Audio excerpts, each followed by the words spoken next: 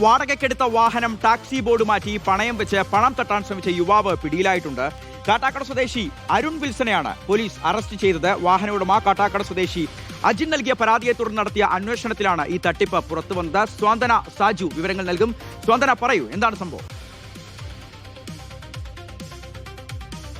അഷിഹാസ്, തിരുവനന്തപുരം ജില്ലയിലെ കാട്ടാക്കടയിലാണ് ഈ സംഭവം നടന്നിരിക്കുന്നത്.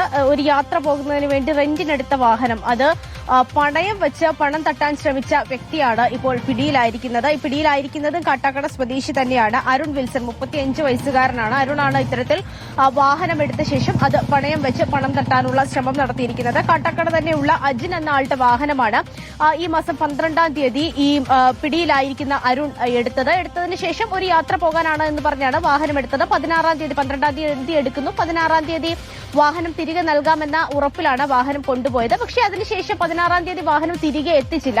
തിരികെ എത്തിക്കാതെ വന്നതോടുകൂടിയാണ് ഇയാൾ എവിടെയാണ് വാഹനം എന്ന് അറിയാൻ വേണ്ടി ഈ അരുണിനെ വിളിക്കുന്നത്. വിളിച്ചപ്പോഴൊന്നും ഫോണിൽ ലഭിച്ചിരുന്നില്ല. അങ്ങനെയാണ് തന്റെ വാഹനം കാണാനില്ല, അതൊരു കാറാണ്, അത് കാണാനില്ല എന്ന് സൂചിപ്പിച്ചുകൊണ്ട് കാട്ടാക്കട പോലീസിൽ പരാതി നൽകിയത്. അങ്ങനെ പോലീസ് അന്വേഷണത്തിലാണ് ഇത്തരത്തിൽ ടാക്സി ബോർഡ് മാറ്റിക്കൊണ്ട് അത് പണയം വെച്ചിരിക്കുന്നു എന്നുള്ള വിവരം മനസ്സിലായത്. ഇവിടെ തിരുവനന്തപുരം ജില്ലയിലെ തന്നെ വള്ളക്കടവ് പ്രദേശത്താണ് ഇത്തരത്തിൽ വാഹനം കൊണ്ടുപോയി പണയം വെച്ചത്. താൻ പണയം വെച്ച് 50,000 രൂപ പണയം വെച്ച് അവിടെ നിന്ന് വാങ്ങി എന്നുള്ള കാര്യം കൂടി എന്തായാലും പിടിയിലായ ശേഷം ഇയാൾ പോലീസിനോട് വ്യക്തമാക്കുകയും ചെയ്തിട്ടുണ്ട്. കാട്ടാക്കട പോലീസ് നടത്തിയ അന്വേഷണത്തിലാണ് ഇത്തരത്തിൽ വാഹനം പണയം വെച്ചതാണ് എന്ന് കണ്ടെത്തുകയും ചെയ്തിരിക്കുന്നത്. എന്തായാലും വാഹനം തിരിച്ചെടുക്കാൻ വേണ്ടി സാധിച്ചിട്ടുണ്ട്. അത് ഉടമയായ അരുണിനെ തിരിച്ചേൽപ്പിക്കുകയും പോലീസ് ചെയ്തിട്ടുണ്ട്. എന്തായാലും ഈ അറസ്റ്റിലായ പ്രതിയെ അയാളെ ഇപ്പോൾ കാട്ടാക്കട കോടതിയിൽ ഹാജരാക്കി ഇപ്പോൾ റിമാൻഡ് ചെയ്തിരിക്കുകയാണ്. ശരി, സ്വാന്തന സാജു ആണ് വിവരങ്ങൾ നൽകിയത്.